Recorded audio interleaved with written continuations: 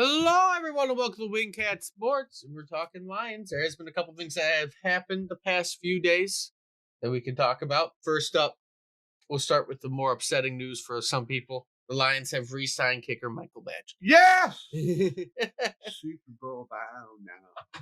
Surprising enough, Hey, he didn't really do terrible when he kicked. It's just the fact that we didn't use him. I heard some weird rumor on there that said, that he wanted to sign the guy so that he can have an excuse to go for it on fourth down because his gripper sucks. And you can't if he signed a really good kicker, then people would be more pissed at him, but they might understand it more if his gambling if he has a shitty kicker. So Well, again, knows? he didn't do as bad. He just from distance, he hit all his field goals.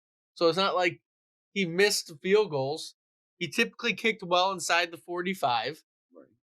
It was just past 45 I, is when he started to miss kicks here and I, there. I, Like most kickers, the further you get away from right. It might the be a nothing signing. They had to sign somebody, so maybe for competition's sake, and they still may go out and get somebody. It doesn't mean that he'll be our kicker next year. It's a 1-year deal, right? yeah. For And how much? well, I'm assuming not that much. No. He made each of his 4 regular season field goal tries. So he was 4 for 4. He did miss 2 extra points during the regular season, but he was 3 for 3 in the playoffs. He made a 50-yard kick in the playoffs. I know. So people who Why think didn't you use him? people who think he's bad are not really looking at the full picture. Is it more or less he just didn't want to use the kicker at that point in time? But he was also playing his numbers. It was 50% to 75. So he was playing by his own numbers from how the team was doing. So you can't fully fault him for that. No, I overall. like Mike Badgley. I don't think he's a bad kicker.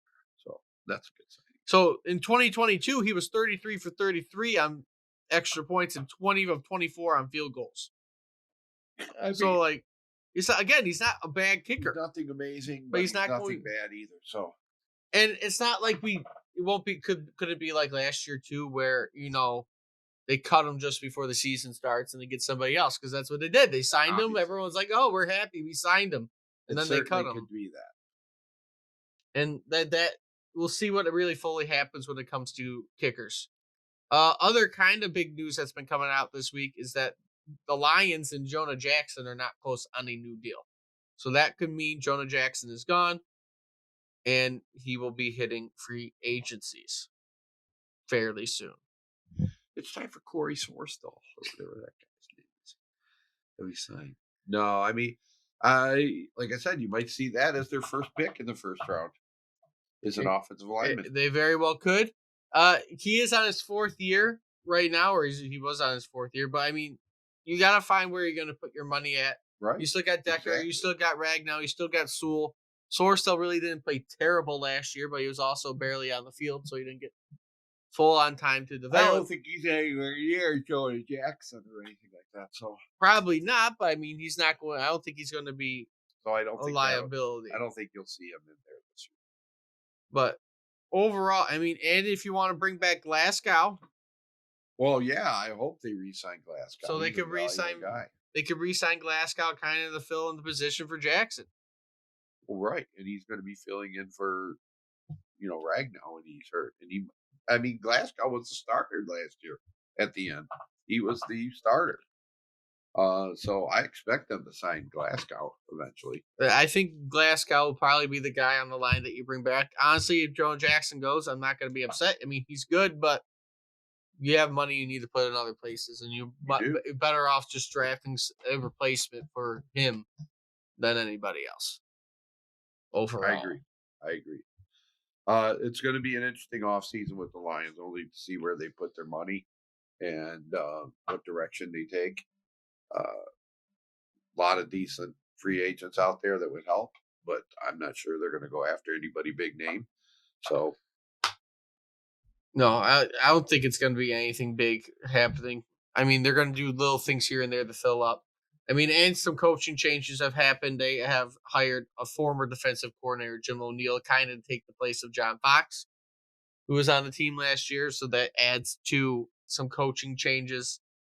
He was a coordinator with the Browns and 49ers during the 2010s, and he was on Rex Ryan's staff. I forgot John Fox was even part of our team. He was like I don't even know what he was coaching, but he was somewhere. He was He like did though. he was like a defensive He walked analyst or around on something. the sideline. He was like a defensive analyst or something. He was only here for a year though, but some slight movements are happening. They're also getting rid of their cornerbacks coach. So, Hmm, uh, Dree Bly or whatever his name is, really? they got rid of. So they're not going to have their cornerback coach.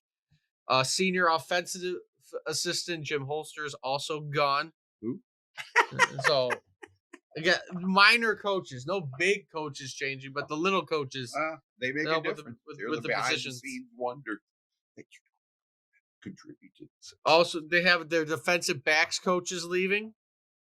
Also, Okay. so and they just have a lot of people. But now we have Deshaun Townsend as our defensive back coach. But there's just been a Okay. lot of coaching movement going on for the Lions, so we'll see. And it seems to be mostly on the defensive side. So maybe a lot more defensive coaches come in, and maybe we can fix the defense a little bit more on that secondary front. Yeah. Well, that's what we need help with. I mean, we were a Super Bowl team last year. We're not far off. We don't need to make any major changes. No, But it'd be nice to replace the people that are going to leave because every year you need to tweak. Every year you're tweaking. You're tweaking. And other teams are getting better. So, you got to get better. We'll see. through everything, you just got to figure out what's going to work best. I think this will be the year. I mean, every year we think they need to go defense and be defensive heavy, and they've just gone offense.